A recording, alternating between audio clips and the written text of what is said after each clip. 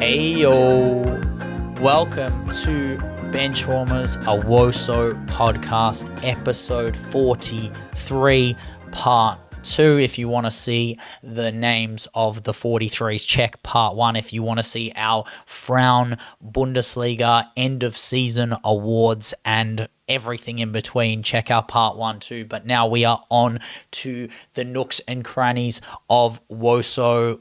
Around the grounds, we are talking about contracts, extensions, rumours, and retirements. We are going to start off with one of the big ones, honestly. I know this is kind of not a contract. It is a contract. I mean, I'm wearing the City shirt. We, Leggy and I, have finally bullied Holly McNamara to leave my club. Like, okay, finally, my GOAT, the best play. I would argue one of the best players, top 5 players to play for Melbourne City. Her level is insane. That's too far. That's too far. I'm sorry. I just think like in terms of like her level above the league itself.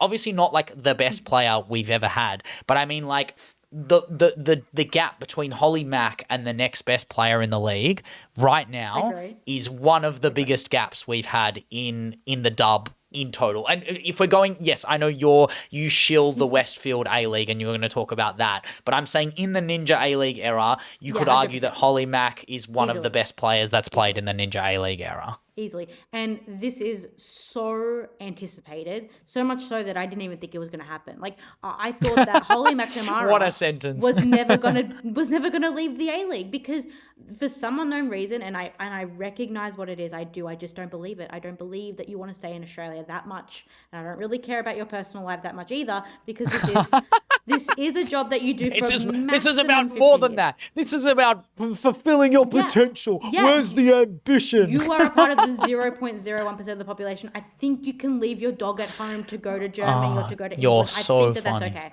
But with Holly McNamara, as I said last week, there is no player in the last probably 3 years since KCC left that I have seen so much potential to move to Europe. She has to do it, and she has to do it with the intention of staying in Europe, because we see a lot of players move to Europe, spend 6 games max and about 100 minutes, and then they come back.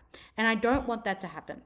I don't want that to happen for 2 reasons. I think that there is genuine potential in the player and having a big season for whatever club that she goes for and actually having impact.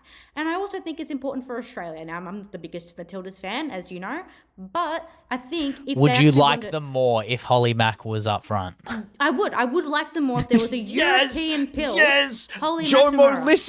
listen to her. We want Holly Mack up front so Leggy can shill. Because she can do the Mashildas. She can be the Mashildas. I'm sorry, I haven't seen. There has not been an attacker of this ilk of the 9 position in the Matildas since before Sam Kerr. We've had the same types of number 9s. This is You're talking about Kate Gill there, aren't you? I'm talking about the generation, the Lisa LDV. Devanas. You're talking about LDV, yes. And you know my love for Lisa Devana. It's enduring, my God. but it's true. And I think that Holly McNamara, as you know incredibly well for playing at City, is a game changer. She is somebody who can play 90 minutes and score 3 goals. She's a player who can come on and score 3 goals. She is a persistent threat, and there's no team in Europe, if they actually want to build, if teams are willing to build and really garner this player or really grow this player into something which could be Australia's best player in the next 5 years, this is the player that you go for. You go for Holly McNamara and you keep her and you embed her in this team as much as you like, whether it's 20 minutes or 90s. She needs to be playing. She needs to be starting at some point, and I think that she can be if she goes to the right club. All right, so I mean, you've just said it, the right club. I mean, let's not go club because I think that's a bit unfair. But let's go 2 countries you'd like to see her play in Europe. Which leagues would you like to see her in? Germany and England. Easily Germany. Germany and England. Wow. Okay, so you're going straight to the punch. You're going straight to the punch. How old is she? She's 22, 23. I recognize that there is a willingness to go to do the well-trodden path of go to Scandinavia, go to the Norways, go to the Swedens, do that route. But at this point, we're far beyond that. You know, we're so over Holly McNamara going to those leagues, because I think she's better than that. I really do. I think her potential is better than that. If Jamila Rankin can go to Hoffenheim. Germany and go to Hoffenheim and have a great season and really Different embed position, herself- different position though. But I think, yes, completely do different positions. But I think Germany and that system actually encourages young players and expats to go to their system, to go to their league, and be a genuine threat in that league. I don't see why not. And the WSL, I mean, you can talk about it. You mentioned Brighton to me earlier, but I think that there's potential there as well, even if the league is more difficult. I think she needs to go to a league that challenges her physically. Like, she is a physical footballer. She needs to not be like, yes, her distribution was masterful, but you don't get away with that at the top flight level. The parts of her game that she's proficient in, that she will be touted after for, is her ability to make the runs behind the back shoulder of the defenders, her natural finishing, her variety of finishes, chipping keepers or low drivens or absolute bullets off balance, which sometimes you question the decision making and then the ball's in the net and you're like, wow, it's just Holly MC. But I mean, I had Germany down as one of them, especially if Searchy leaves. Hoffenheim is a great place for her to go and be the striker partnership with Nikki Van Dijk. I would love to see that. But the other place, I know you said, I don't think Norway is the place to go. I don't think Norway is right. But there is now a Schroeder-shaped hole in Häcken, right? And she could, look, the numbers that Schroeder got, I genuinely think, and I know this is me shilling my favourite striker at City, but I genuinely think she could maybe not get 40, but she could recuperate some of the goals that they're going to lose. I think she's going from a D league to a C league. Playing European football, firstly, so you get exposure to that level. Yes, it is slower progression. I don't mind seeing her in England. I just don't want her to be in a bottom pack WSL side where she gets 6 goals and then gets shipped off. That's my issue. And if you're in Brighton, that might not happen. That's fine. But in my head, if she goes to England, I see her at Newcastle before I see her at Brighton. And that is a great move. That is a great move. I don't think. I think it could. I think it could be a great move. But if Newcastle don't make the WSL next year and she gets stuck in the Championship, then it's not a great move. The Championship is better than a majority of the other leagues in Europe, though. But it's not better. It's not better than playing for Häcken, in my opinion. No, not if she wins a European Cup with Häcken. If she wins a Europa Cup with Häcken, I think that's better, and I think a lot of players will recognise the value of that. Newcastle are probably going to go up next season, given the trajectory. No, they should. They're the next in line to come up. It would be them and Leicester. The Australian connection. I think Häcken's a safe move. I think it's her and Torpy. If her and Torpy are combining together, I mean, I spoke about it with another friend of mine, and they were like, they can have fun up there, and I agree with that. If to have another Australian going there, I could even. I mean, there are so many Australians in Italy now. I could see Holly Mack going there and terrorising the Serie A Femminile, just being the only player who's pressing the centre halves in a way that's terrifying. But I don't it's not that I don't want her to move to Häcken. I can just see it happening. It is just a move. It is just a move that is natural and incremental. I think a lot of Holly McNamara's career, albeit for our sakes, is not really progressing at the rate we would like it to be. It's all been calculated. It's all been incremental improvements until the point where she's finally left now. My team is fucked next season. The dub is about to be the most balanced league in the world now that we've lost Briley, Alexia, arguably 3 of our 5 best players. It's not even a joke. And then CC lost as well. Even our youngsters are leaving. It's a disgrace how much we're getting culled. But I think Holly Mack will be the best of the bunch, the jewel in the crown. I think whoever she goes to, you're 100% right. But I do hope that she's not back at us in 3 to 5 seasons, and I hope that all she has to do is start well, and then it cements her spot. And I think that's why if she goes to a league like the Bunds, I'm a bit more worried, because your teams can go into shells and get packed in comparison to Calcio Ball, where her physicality not only will benefit her game plan, but the opposition won't be able to funnel with it. And the fact that a lot of the Calcio games are lower scoring games, 1-0, she can get those equalizers. She can get those braces that she loves to get in She won't the start in dub. Calcio ball. She won't start. Whereas Maybe the that's German true. But in a system two up front, encourages young- she might. Well, we've seen some of the maybe, but we've seen some of the best young talent, as we just mentioned in part one, come from Germany, and so it wouldn't surprise me if she fits in with the rest of those 23, 24-year-olds. But I just don't want her to play it safe. I think that going to leagues where you're just replicating the same style of football over and over again is not going to help her. It's not going to help Australia. And I think going and taking the risk is going to be worthwhile in the future. Just don't go to come West back. Ham. Shakira Martinez is leaving. Who Go to West cares? Ham. Go to Fine. West Ham. I don't. If she gets relegated, I would ball. rather She would be get very relegated. good. She would be good in Guarino ball just because of the counter-attacking nature Exactly. of I would rather Guarino her ball. get relegated in the WSL than go to Hacken and spend 3 seasons there. Yes, score maybe 50 goals. Oh, it wouldn't be and not 3. It improve wouldn't at be all. 3 though. It depends on how she plays at Hacken, but it wouldn't be 3. I just don't see her being there for extended period. Like once she's left, now the Jill Roord-esque nature comes on. She will make one like you've made the jump. Now you can jump around. The second jump is Did they say easier than the Europe, first by the jump. way? Did they What? say Europe or did they just They say said overseas? Europe. They said Europe. They said Europe.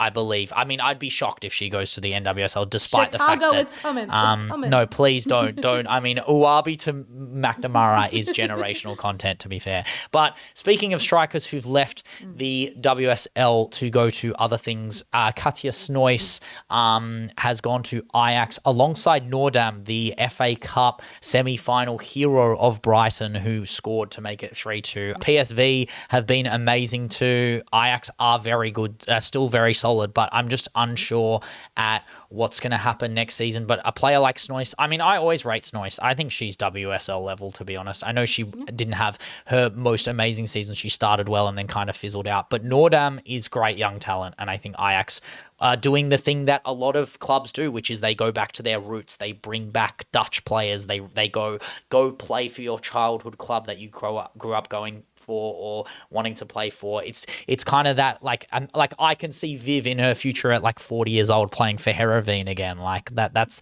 what I see is like Dutch are very good at recalling their like childhood like faithful back to their team. And she hasn't started a lot of games, and I think that that's one of the problems is she wasn't really given the opportunity. And I recognize that you have the likes of Vignola, you obviously have Wheeler and Stenovic. Like there are those really well-trodden strikers, attackers, Midfielders, and midfielders in your side that have done it before. But look, I think Everton's biggest problem this season was consistency. And I think one of the reasons of that was because Sorensen wasn't experimental with his starting lineup. He didn't experiment enough with the opportunities that the likes of a Snoys could have afforded him. I'm even thinking of someone I dislike incredibly, of someone like Tony Payne. Like there was a lack of urgency or a lack of pace in this side, and I thought they started incredibly like the Vignola. We call it the Vignola for a reason. Vignola, oh my god, Streets won't forget Vignola. Ian Wright's Vignola glaze. Yeah, Streets won't forget that glaze. But honestly, Phelan re-signed, so I think the Phelan ball will still be, the machine will still go. I mean, Noordam is a player that did not start enough for Brighton, but obviously a Brighton midfield that is hard to break into with Kanko, Simons, and Fran Kirby, super Fran Kirby. But Nadine Noordam, 27 years old, returning to the Dutch Titans makes a lot of sense. And in comparison to a signing that, in my opinion, doesn't make a lot of sense, is one of the most lateral moves of all time in Andrea Medina, basically the biggest culprit of athletic ball defending, as we've dubbed it all season, going to Manchester United. Is this to start Leggy? Do you think she's better than Janssen? Is this Medina and Maya Letitia as the central partnership now that Janssen may not be playing the same amount of games? Tell me everything, what you think about this signing till 2029. I'm a bit underwhelmed. I really thought that Manchester United would go for a WSL proven top defender, and that was going to be Mace. I really saw it coming. I thought that was going to be the move, and I thought that they were going to level up in that defense because, as we saw, very much so are they relying on that defense, because if it's not a 1-0 United, then it's a 3-2 loss. And unfortunately for United, I don't think that Medina is going to be the star player that they're expecting, because as we've seen... Because she's not a star player. Well, yes, but Spanish and Italian defenders are not, especially centre-backs, are not fitting into the WSL system. We saw it with like Cadena. I love Vamos Cadena, but she has not proven to be the answer that we needed. LCL have signed a bunch of players coming from all around the world, and the one that really stuck out for me was the Italian centre-back that got about 3 games after pretty underwhelming or overwhelming, because it was basically the same I've seen in Italian football, which is the 5-back system. And Medina's coming from a 3-back system, turned into a 5-back system, turned into a 4-back system. It's been everything under the sun for athletic ball. And one thing that has remained is inconsistency and weakness in the spine. And unfortunately, Medina has been the culprit of a lot of their mistakes. And I think that she will be for the foreseeable until basically 2029. United are stuck with her, and they tried to get a Jensen replacement. I think that they've just got a Jensen clone, or even just a worse off Jensen. I mean, look, if you look just at the optics and the stats, I think her stats in the Liga F, again, the Liga F is catered for a defensive hybrid player like Medina, who can play left back, she can play centre back, she can do that very, very well. I mean, her creative capacities isn't low by any means. She can create chances, but I think the special part of her game, I would say, is her aerial duels. I'd say her ability to make like game-saving recoveries and clearances. I think she is a bit of a Brexit defender, which is good for United. They are crying out for a bit of stability at the back. My issue is that there is a level she has to get better for United, right? Her worst games this season were all in the Champions League, and 2 of them were against Manchester United, where they lost 3-0 and 2-0. So I don't know what they saw in her. They must have seen a good defender, despite the fact that she got packed in 5 goals in 2 games. And she was pretty average against Lyon as well. I don't think she was that remarkable against Juve or Bayern or Manchester United in the 3rd game that they lost to United. She conceded 6 goals in 3 games to the team that she's currently going to. And I don't know. It's the underwhelming factor of it is that, I don't know, United, it was a place to go last season, going from signing Fridolina Rolfo, Jess Park in the swap deal, Shula, Ziggy Olme, to now Medina feels like a bit of a stagnation. But again, no Europe next season. It will cater to what they're trying to do in terms of getting back into Europe. And they'll be looking at City, a team that may not be ready to have the multitude of competitions that they are going for and try and slip into that 3rd place spot. But also, there are teams not far behind them. We've seen Tottenham's investment this season, which has been quite impressive, if I don't say so myself. But the one that's been impressive this week is LCL signing Anyomi. Anyomi, that is insane to me. Like, this is a striker, German international striker, I thought was destined for VFL with the Alex Pop exodus, destined for a position alongside someone like Cecilia Fleur, different kind of striker, but obviously the devastating, low-driven nature of her runs into the box is something that Kang looks at and goes, you are going to be a striker for my London side. The brass band will be cheering for Anyomi.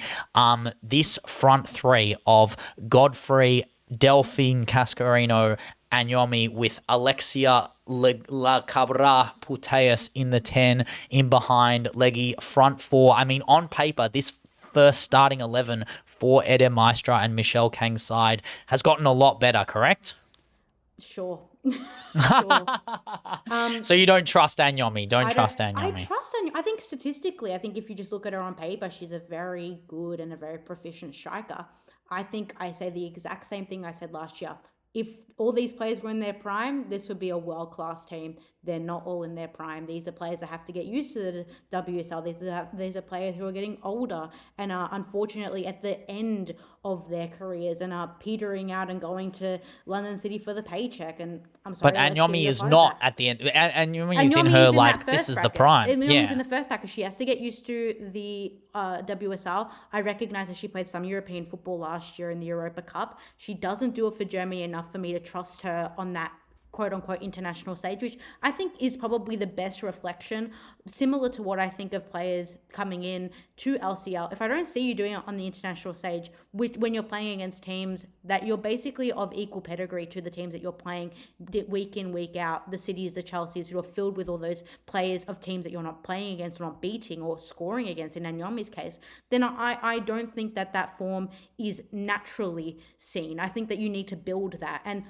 I'm sorry, I haven't seen LCL pick up a player that has been at the top tiers and made them either a continued star or a WSL star. I haven't seen it. Really, the positives of LCL have been picking up nobodies from Barca, nobodies from Lyon.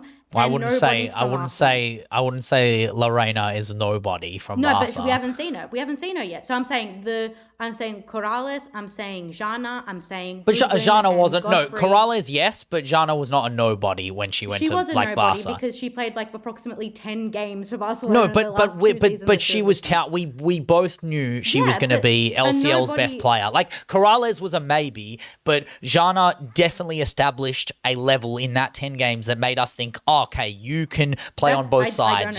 I don't agree. Really, I that's think that surprising. she's really shown herself to be quite a player at LCL, so much so that I think that she should get the call back to Barcelona. But I mean, the other Fernandez is getting the call back to Barcelona. Yes, exactly. But as I said, I haven't seen a player come into this LCL system when they're at their prime, when they've been paid the big bucks. Gioro probably being the best example of this, and shown a level where I think that the transition to the WSL has been one of success. Yes, there are a lot of ifs. But I think there are a lot of ifs to Manchester United, and there are a lot of ifs to Tottenham, specifically if this new front three will work for them. So no, I agree, but I genuinely think if like obviously this isn't how football works, but if all three starting 11s are fully fit for the entire season. No Europe, no other competitions other than the domestic cups, which, let's be real, Tottenham don't give a crap about the domestic cups. LCL shouldn't. They should care about trying to get back into Europe because Kang doesn't care about the FA Cup. She doesn't care about the Subway Cup. LCL can't get into Europe, so they should be focusing on the cup.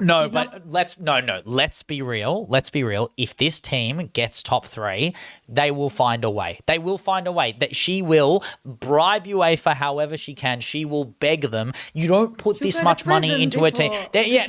Sure, fine. I mean, Kang in prison makes for amazing content for us. Don't get me wrong. But there is no way you invest this much money in a team if you're not looking for this team to play Europe. I'm sorry. It makes no sense. That's her fault. She's trying to get a team, regardless of whether they get into Europe. She's trying to build a team that wins the WSL from scratch. I'm telling you now. Yeah, it's not there. It's not the way that she's doing it right now. I hope not. I hope, like I say this, I don't hate Tottenham as much as you. I hate United. I hate Chelsea. Mm-hmm. I want all three of those teams to finish above LCL. I don't want the project to work. I don't want it to prove that all you need to do is throw money at the situation and all of a sudden you have a top three side. That's not how this works. And that's why I want to believe you. But Anyomi is not a washed up scrub. Anyomi should be a touted after striker as a player who scored. Exact same argument. Gioro is not 26 years old. Gioro wasn't came off the best Euros of her career. She was having an amazing time at PSG. When she got injured. She got injured though. Her first 5 games for LCL were horrendous. Cascarino, same thing. All these players come in and they do absolutely nothing. Why? Because the real carriers, the real water bottle carriers of that team are the players who are 23 and under. And that is obvious from what we've seen this season. Yeah, fine, but now they have 26-year-old players and a 31-year-old who I would consider still the best player in the world, and it's like I'm more worried about coming up. I mean, mainly because we have Bunny Shaw, and Bunny Shaw eats Tottenham alive for breakfast, lunch, dinner, and also, Vivian Miedema eats Manchester United for breakfast, lunch, and dinner. But the last time we played LCL, it wasn't an easy game. At Bromley, it wasn't an easy game. And even the game when they came to us, yes, we won 4-1 and Laura Blinkilda-Brown was amazing. But the game is not easier. The game is not easier this year. And your game against them, your game against them was easy. You made light work of LCL both sides. But I'm telling you now that this team is not like, it's not like, ha, they've come sixth. Now I'm actually worried that they can end up being a team that eclipses like the likes of, I mean, they've already eclipsed Liverpool in that sense, but they're eclipsing teams that have trying to be pushing, knocking on the door of Europe for a while now. They will continue to beat the teams around them and continue to fail against the teams above them. I want your words to echo throughout the lands. I want them to be the correct words. I want to be wrong. We saw it. We saw the performance. No, but you're telling me that none of the signings that they've made this season move their needle at all. You're saying them slightly. I think Alexia gets maybe 6 goals a season. I think Anyomi might get double digits. 6. All right. I mean, I'd put my house on Alexia getting more than 6. No, I'd put my house. I don't see her starting for a majority of their games. That's also, I mean, if she's fit, she will play. There's no question about it. You can't put that much money. I think my bet is that she gets an injury by December.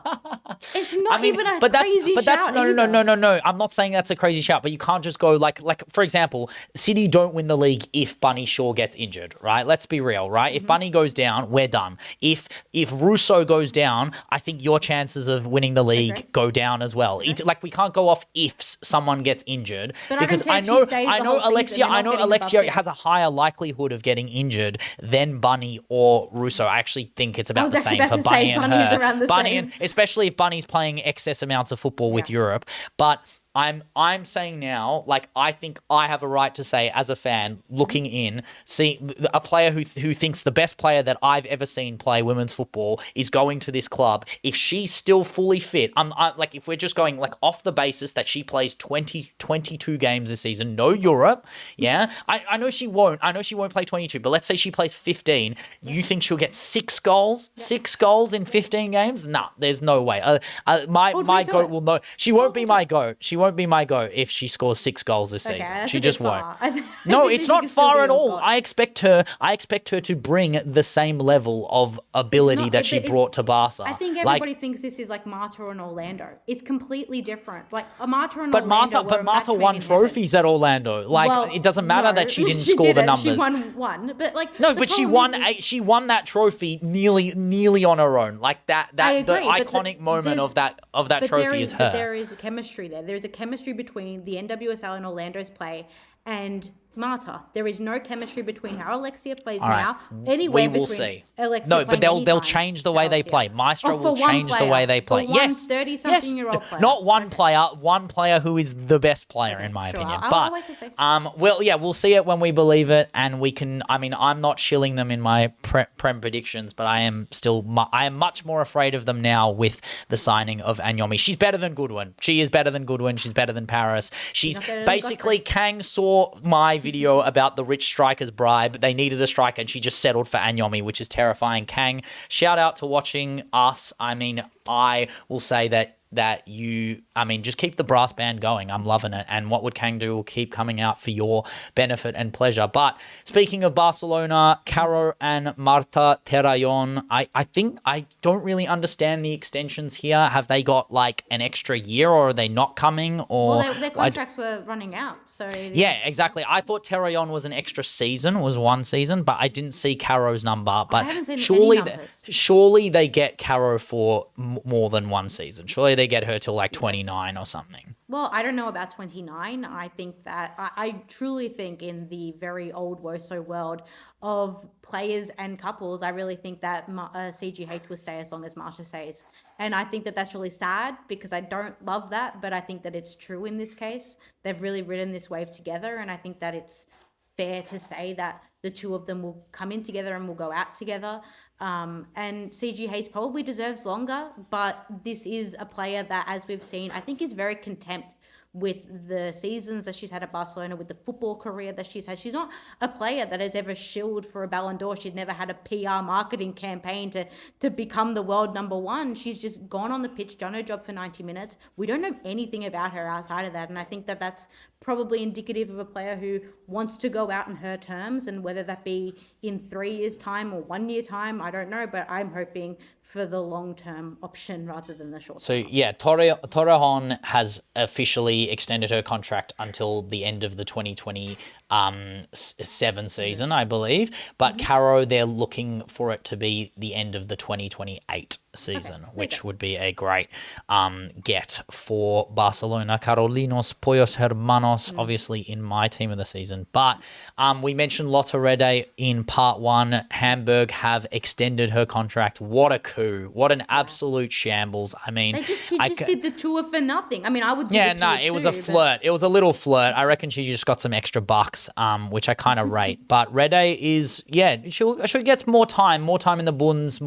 We'll have more eyes on her now that she's had the link as well. So we will keep in touch with what she is doing. I think she's been given an offer to go somewhere else. If she stays at Hamburg for a couple more years, I think she's been given an offer in the future for more. Yeah, I mean, which makes a lot of sense. Similar to the extension of Lucy Bronze for one more year. It's going to be one more year until I am dead. I swear to God, this girl will never stop playing football. I'm telling you now, the smiles on me and Leggy's dials when Lucy Bronze finally retires will just be from generations of trauma. I mean, look, she did play for my club and did an absolute shift for my club, but now all my memories are coded in the fact that she has terrorized, I mean, my club, your club, VFL. I mean, she just puts the team on her back sometimes. So long as she is at Chelsea, she will be upholding the remnants of excellence that wasn't achieved last season, but can be achieved time and time again if Chelsea put all their puzzle pieces together. Well, I mean, Lucy Bronze is perpetual, inevitable, basically ephemeral at this point. I don't think that there's going to be a player that eclipses. Omnipotent. Oh God, no.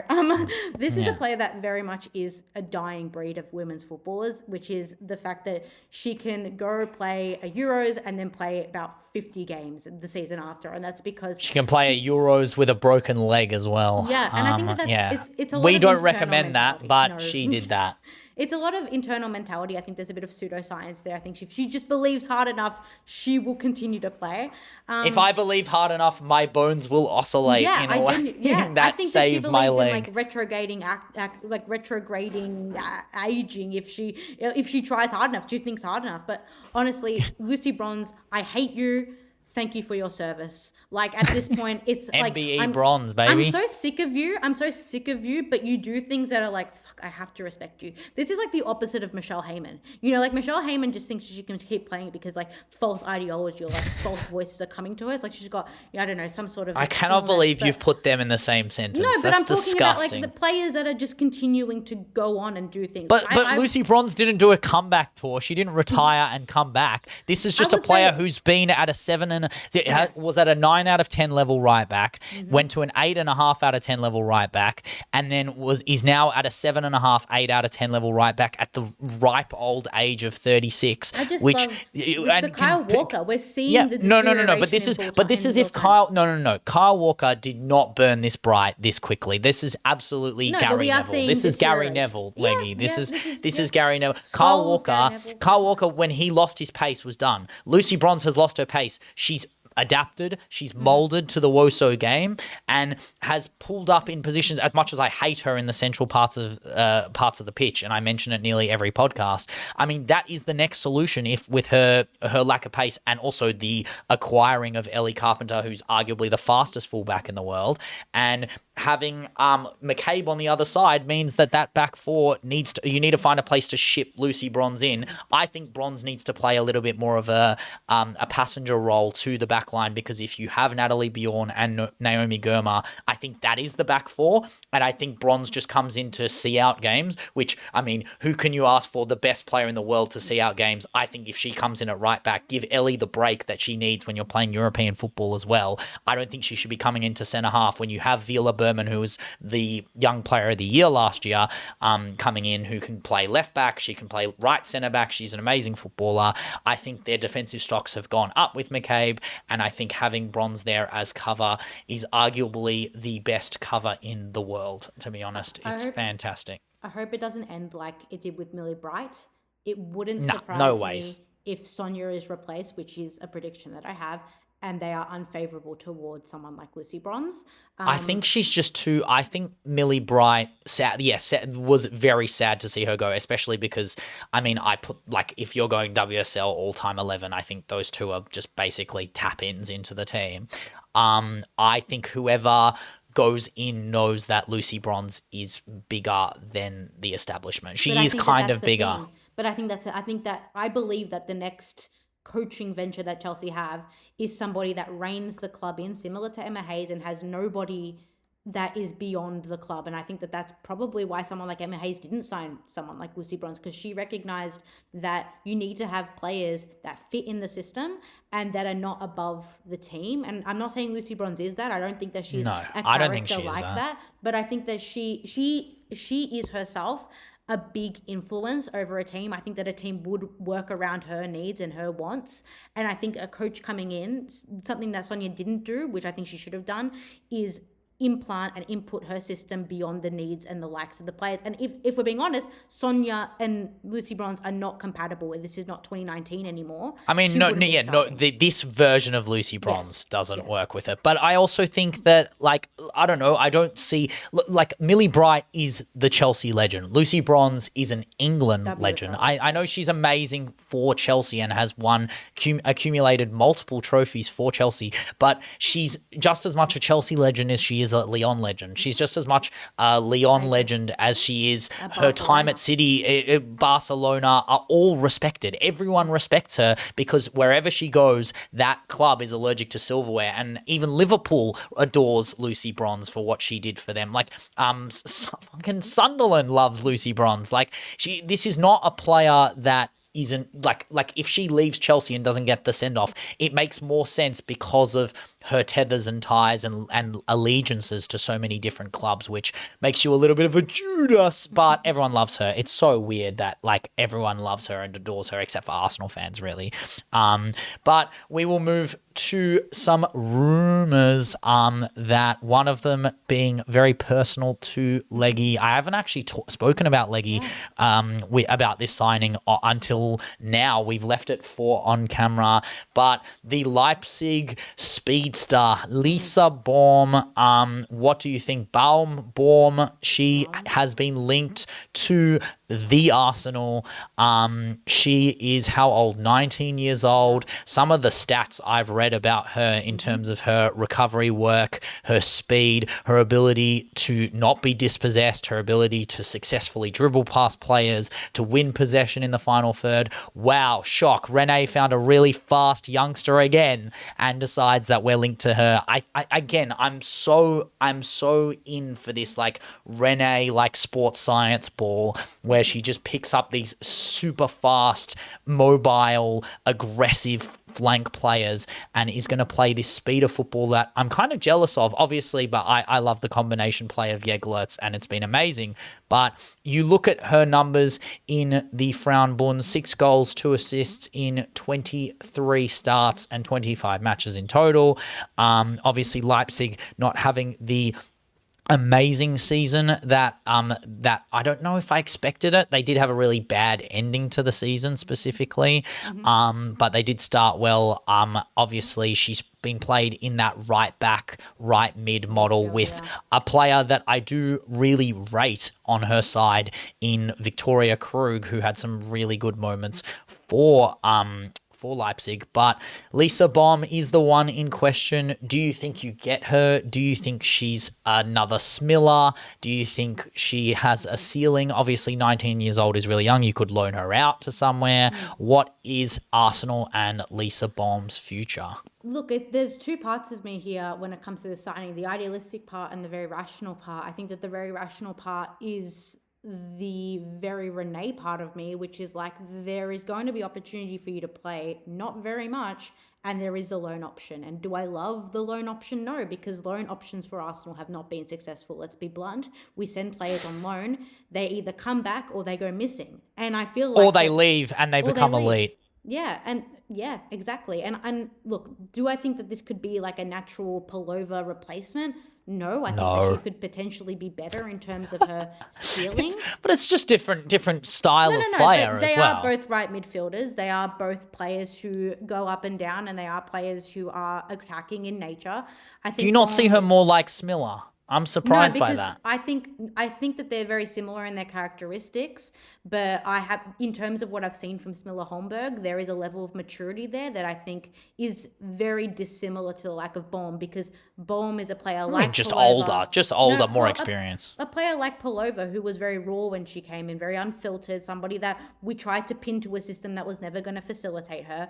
And look, I think that this would be a really awesome signing. Like if we weren't going for a quadruple, which I hope that we are, because I've been shilling it for 2 seasons. Yeah, If we because aren't going for a Leggy is- quadruple, because I'm the Oracle, obviously. If Yes. we're not going for a quadruple, then I would be like, yes, sign her, bring her in, give her 10 games this season. But we are amazing. going for a But quadruple, that's so the so thing. it's the wrong signing. No, but it's not the wrong signing. I just think it would stifle her development if she comes here and then inevitably goes to Villa, or she comes here and she gets 10 games. I think that we should be investing in the players that we have, and I've said this for a bunch of years now, because we have exceptional talent. I think we do need to fill roles in. I think centre back has to be a massive coup for us. We need to get a good centre back, a world class centre back, but I'm not seeing it with these Renee-esque signings of wingers or right-sided players or left-sided players playing in midfield, and them not doing much outside of that. I need versatile players. I need players who are three-dimensional. Baum seems like an amazing player. I wish she had gone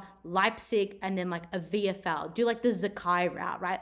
Like Leipzig, a great VFL, shout. Leipzig, etc., and then come to the Arsenal. Because Also, with the again, Enderman leaving to Liverpool as well, I think that's a logical jump up. I actually completely disregard the Palova. I understand from a like a contextual comparison. it's not a comparison of style. It's a comparison of when they've come in. No, exactly. When they've come in. That's what I mean. I do agree with that. I think Palova, I don't know. I don't know how Palova's season will go for Tottenham next year. I expect her to be the best player at Tottenham. That's That's what so I funny. think. That's so funny. Because not because like maybe I don't know how Hoball will work for her, but I think of it more in the sense of that Arsenal have this amazing track record of letting go of players and then those players becoming generational, right? So Caroline Weir is exhibit A. No, I don't count the players that we let go of when they were 17. Above the academy. I Okay, do not Freya count that. Godfrey is exhibit I B. don't count that. I don't count that. But how old is Palova?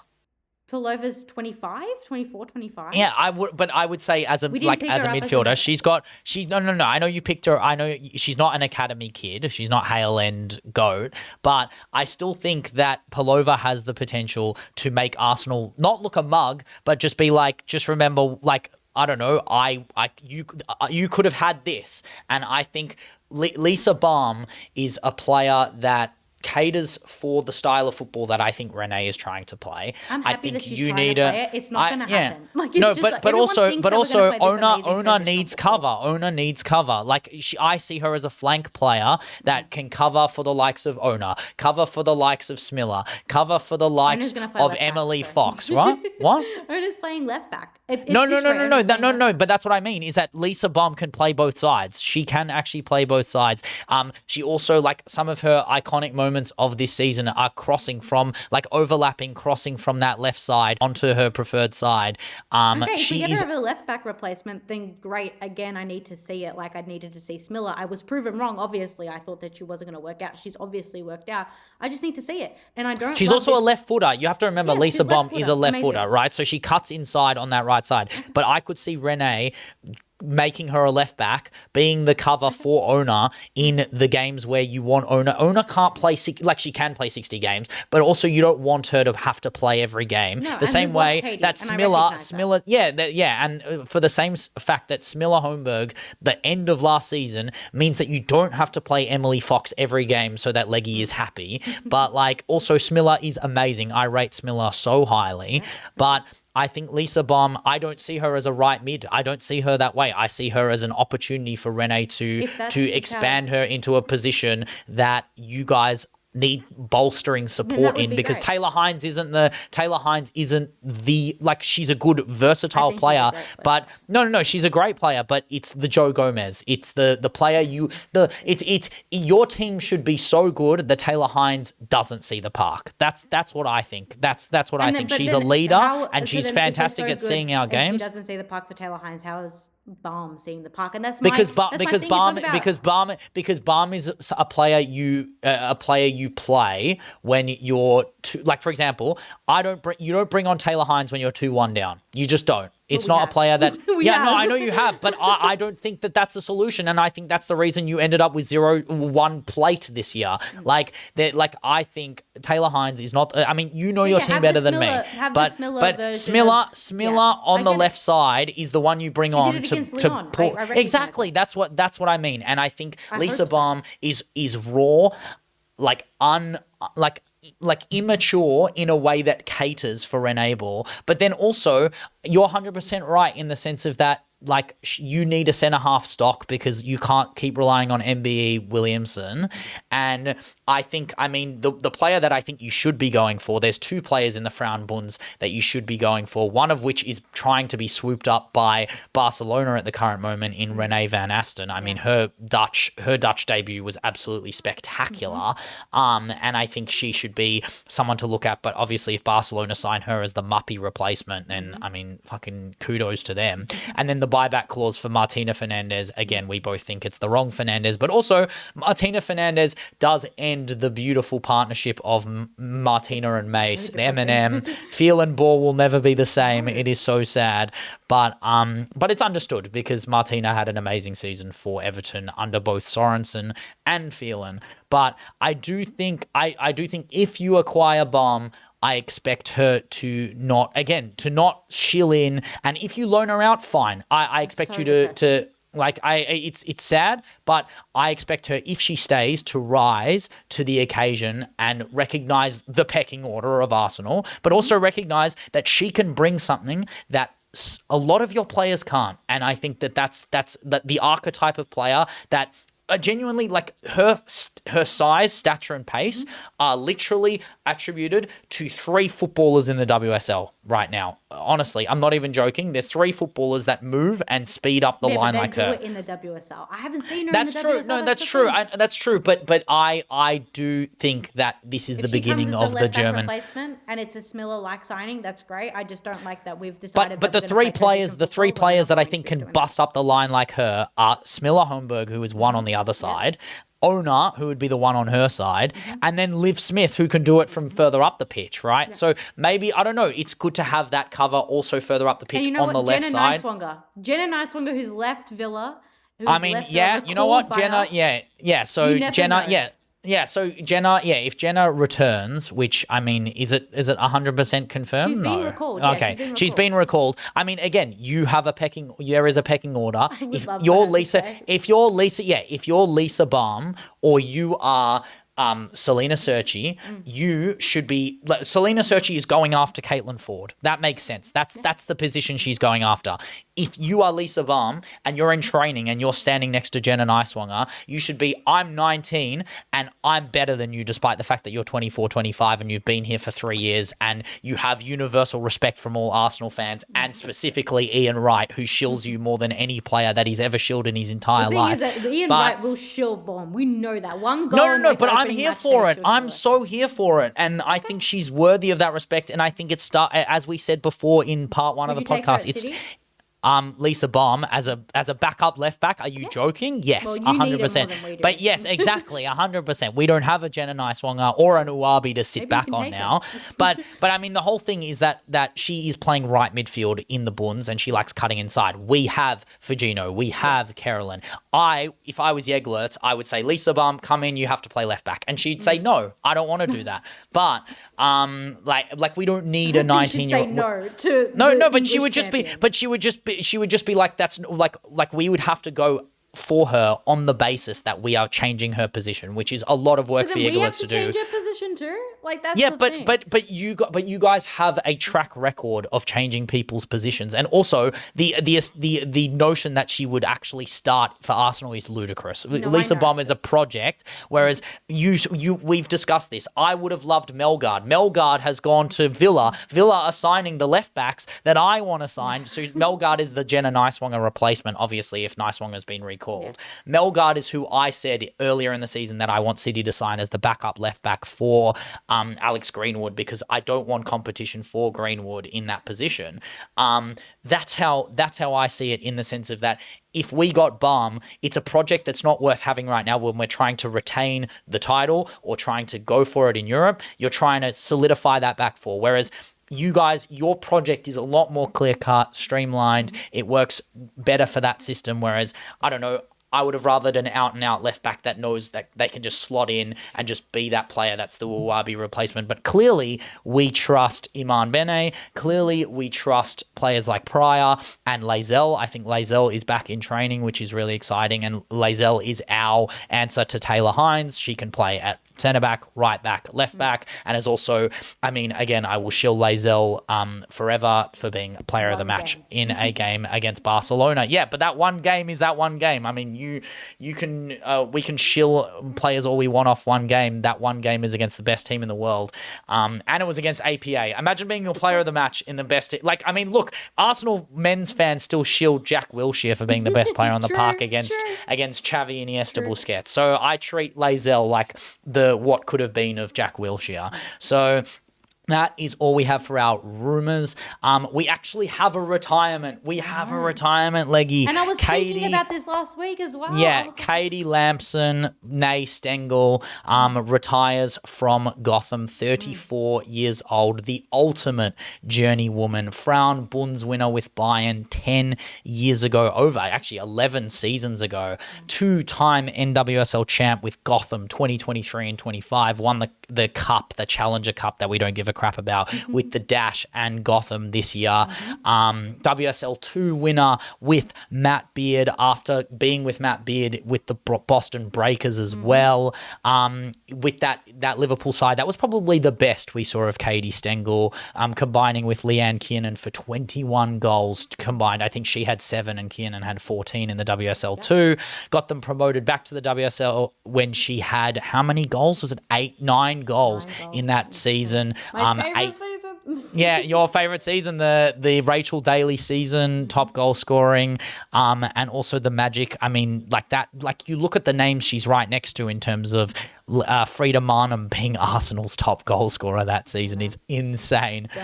With Goro as well. I mean, what a time. I mean, I love that this is Russo's United era as well. So like this is before all the big moments. Yeah, she's done stints at the Dub, stints at the WSL, stints at the UWCL with Valorenga as well. What a fun career. Have a great career. Woso is lucky to have you, Katie Stengel. My favourite moment for Stengel recently was in last year's quarterfinal with Gotham against KC Current, a game that they weren't expected to even get to extra time to.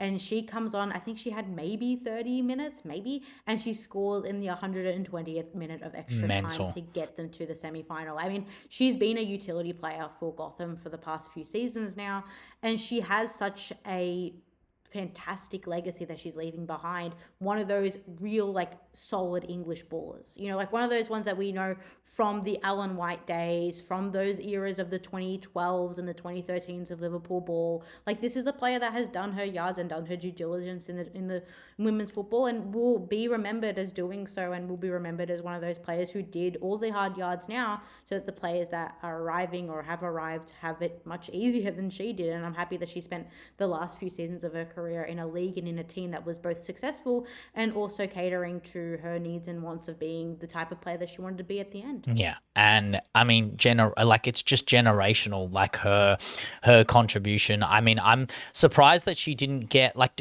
did she get injured after that quarterfinal? Is there a reason why? Because obviously they won the NWSL, but she didn't play in the semi-final against Orlando, and I don't even think she played in the final against Spirit either. So I don't really know what happened there. I don't know why she didn't play after that game because, I mean, she should have, right? Like, I don't know, if you score the winning goal in a quarterfinal, knock out the favourites, by the way, knock out Current, who were by far the best team last season, and you are the reason they got to that position. She is just an amazing, like, that is an amazing moment to have the legacy of that Gotham out of nowhere. She left. She left in 2024, and then literally February of this year, she released that she wasn't going anywhere.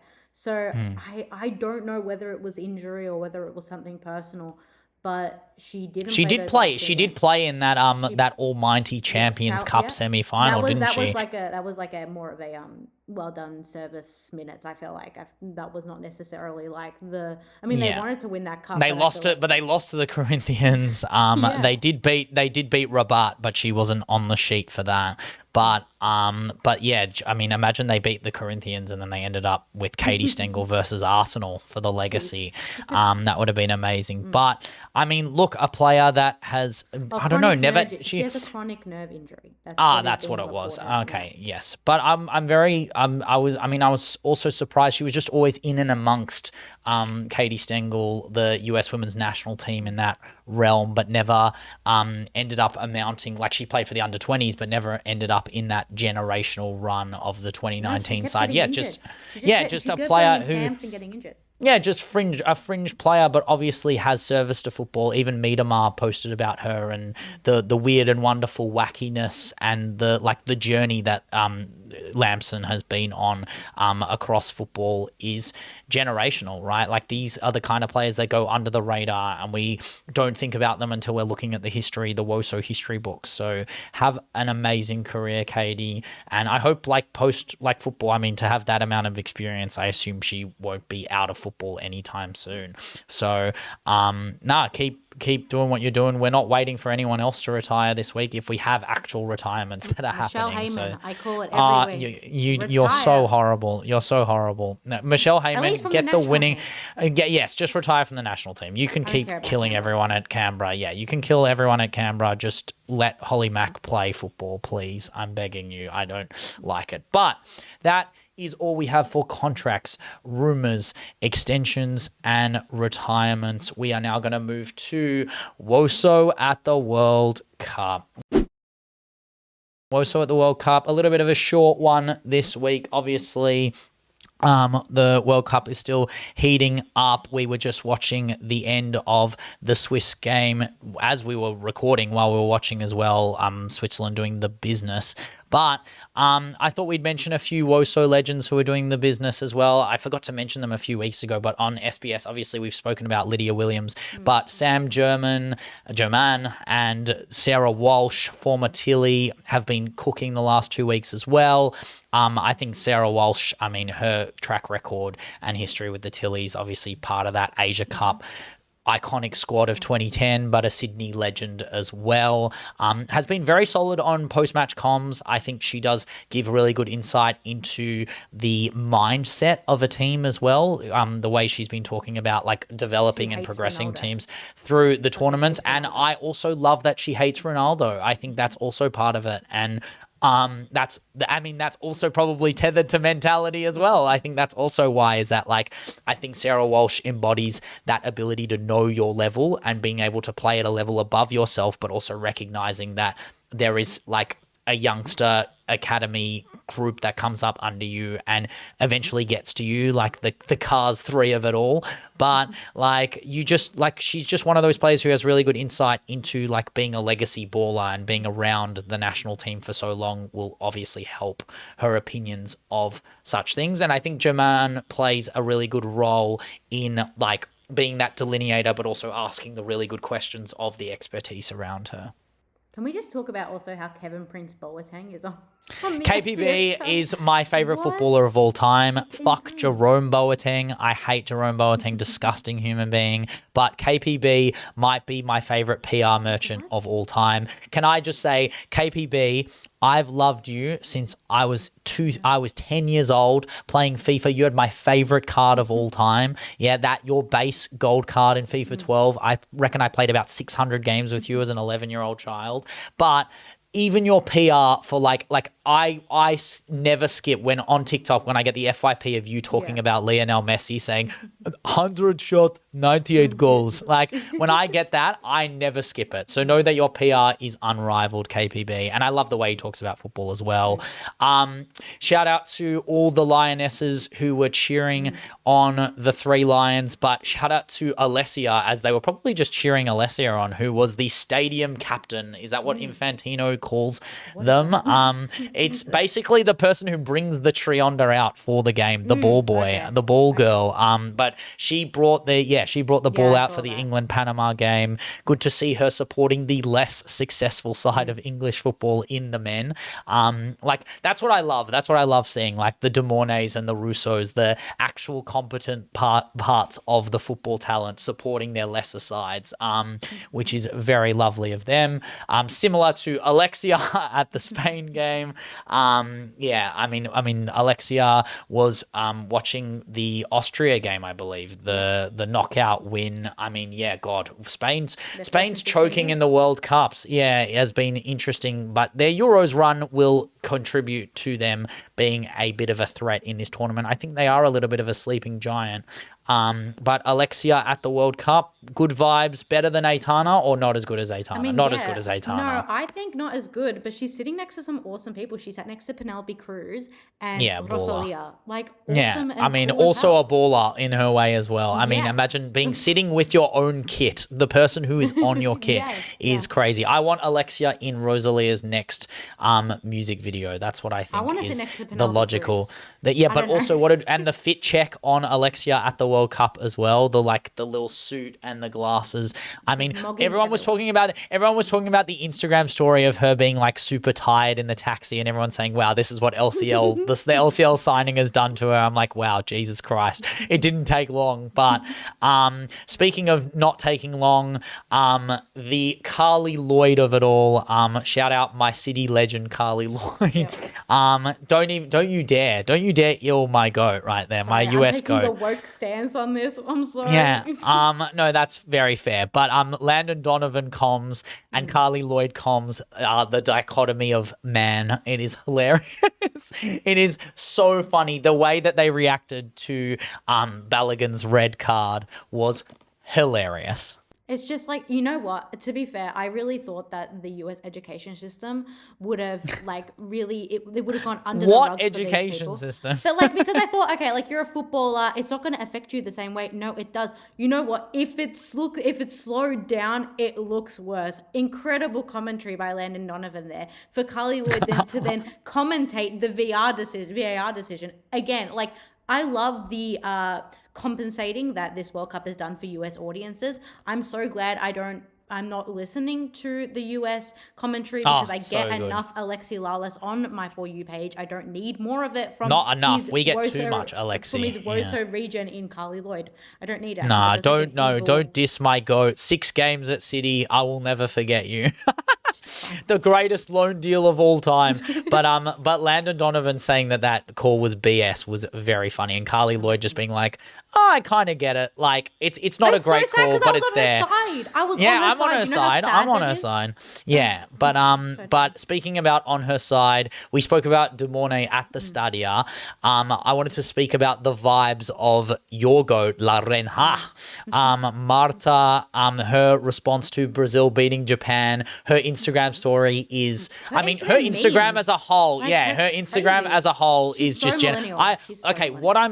there's 2 things I'm sad about here, right?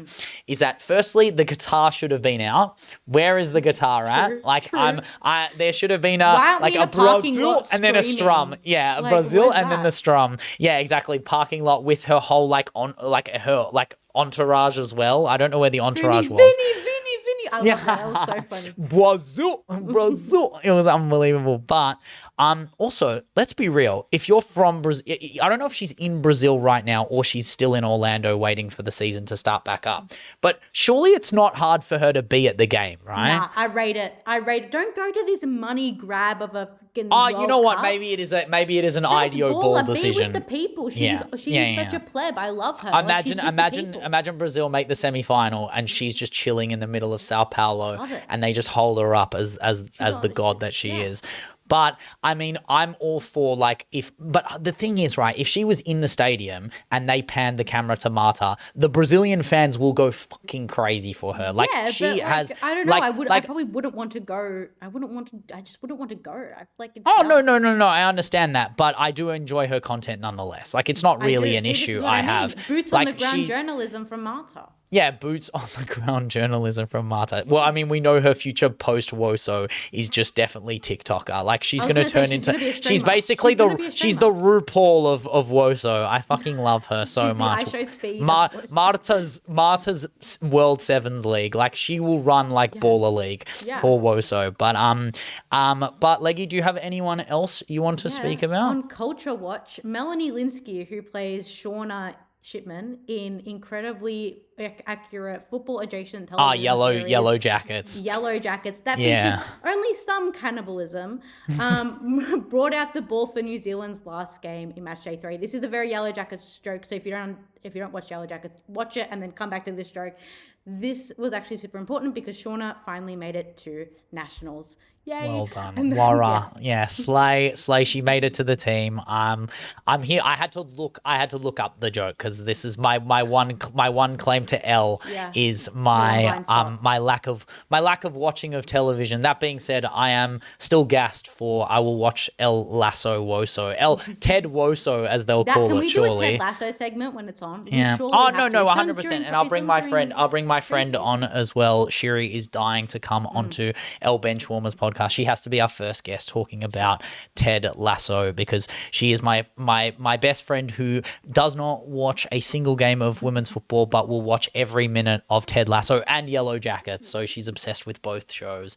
But also that is the thing, is that Ted Lasso goes beyond the Woso realms. I think people who watch Woso enjoy Ted Lasso less because I think it's like we live it. If we're in women's football, we see a show that is going to be women's football, and it'll be great. Look, I'm here for the next season, but I've seen Sudeikis at the World Cup more than anyone, to be honest. He's probably at the second most amount of games behind Infantino watch, right? Let's be real. Like, Sudeikis is at every single game. I saw Drizzy earlier today. Yes, I saw him at the Portugal game. Surely he was just like supporting the national treasure that is Cristiano, yeah. But I mean, Drizzy is a happy man, and so am I, in the sense of our goats are coming back to our respective basketball teams. But that, I believe, is all we have for Woso at the World Cup, as we move into the final segment of the show. What would Kang do? 43. All right. So we had to make it clear. We said it before. Kang is 100% confirmed watching our content. This is insane. I said that the striker problem was real. I didn't even finish the edit on the graphics, which means she's listening to the full pod, Leggy. She's cutting through to the what would Kang do, and she full on signed. She signed Anyomi 48 hours after I uploaded it, which is some crazy juju right there. But speaking of Juju, welcome to Kang 43 Juju edition, right? So I want a little rundown. This is kind of tethered to the World Cup, obviously tethered to the World Cup, and a bit of Menso at the moment that is hyping up everyone in Woso. It's got the talk of the town. But right now, the biggest talk of the town is Argentina are about to play Cape Verde, right? And although this is basically the 83rd ranked team or the 76th ranked team in the world going up against world number one and the greatest footballer of all time in Lionel Messi, this isn't about performances on the pitch. This is about the GOAT of Ghana, Nana Kwamaku Bonsam, the Ghanaian shaman, who has publicly claimed that Argentina will be eliminated by Cape Verde in the round of 32 with Juju on it, right? The controversial figure who has made similar football-related predictions in the past has declared that his powers will be with Cape Verde, which is terrifying. That is a terrifying thought, right? This went viral among fans, sports media. Argentinian fans have used the term anulo mufa. I can't pronounce it. Spaniards out there, help me out. But basically, this expression is used a lot to cancel out any prediction, comments, or queries about bad luck. It was really popular in the Argentina run in 2022. To them winning the trophy with Messi. It is a very common word. Mufa is used in Argentina and Uruguay to mean bad luck or bad omen. And it's been used as like a humorous, superstitious way of counteracting any negative predictions. But with all of this, and even the AFCON juju magic that's been going on in the last few seasons, specifically the CAF, right? The Confederation of African Football has cracked down on witch doctors on the field or any sort of warlords, because they warn that it feeds into negative stereotypes about the continent and the game itself. I say this is number one bullshit. We need more witch doctors and we need more warlords in the sport. And let's be real, if they're doing it in Menso, why are they not doing it in Woso, right? So if this power and capability has the capacity to change outcomes on the pitch, right, we're talking about the greatest owner in the world of football, not Battier. We're talking about Michel Kang here, yeah? If this witch doctor stuff works, Leggy, we're going to go into some cancrovization and then I'll give you the answers that I've got. But if all this juju stuff works, if Cape Verde win tomorrow, yeah, or somehow get a result in like get Argentina 2 penalties or something, what would Kang do with this juju? I mean, look, I know the detrimental impact of witches. We've been through the Salem witch trials. I don't want any players hung and quartered. But I'm thinking that Kang is probably going to, I don't know, maybe elicit some external forces in the witch and Woso, I don't know, adjacent communities. I would say, like, I don't know, lesbians love witchy stuff. A lot of lesbians watch women's football. I would presume that there's some sort of correlation between the two. And I'm thinking that Kang goes out and she goes to every continent and she finds the top witches and she goes on Etsy and she buys their shit. And from there, she curses all the other teams in the respective leagues or the continent that she's trying to compete in, and thus creates this manipulated, maybe just using the forces that are already in the world and in the universe to obviously get all her teams to win quadruples. I mean that sounds scarily accurate. Like I'm actually talking to Michelle Kang herself. I mean, I love that you mentioned the Salem witch trials because I mean that's just Boston Legacy as a whole, right? Massachusetts Massacre, mate. The Boston Legacy is using juju, confirmed. That's why their run recently has been so good. Clearly they've been using the calf ball. But I do have my own thoughts on the situation. Michelle Kang, no longer the shaman, but the Shah woman. That's the key. You don't have to be a shaman. You just have to be a Shah woman.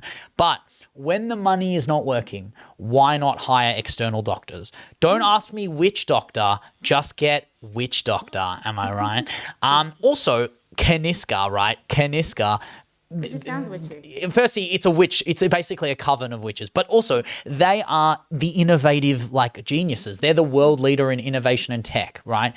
If this is being used and there's no research into this, then what's the point? I don't understand the point of Kaniska if they aren't using it to develop, like, her. Like, this is Kang's Elphaba era. She's got to be the Wicked Witch of the East, right? Who's like, Galinda? Yeah.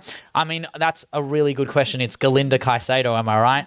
Thank you very much. When she moves to the Spirit, and Kelly O'Hara finally gets her way. But the reality is that you can already use the juju to target specific players and managers in the Trinity. So let's start with LCL.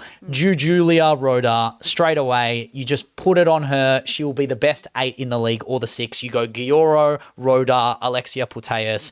That is Juju front 3, middle 3, and you play it into that front 3 that we've talked about already. Spirit have Lucia Giuliano, who needs to get her form back into shape from when she was in the Serie A Femminile. So I'm hoping she gets the juju she needs to help Spirit crack into things.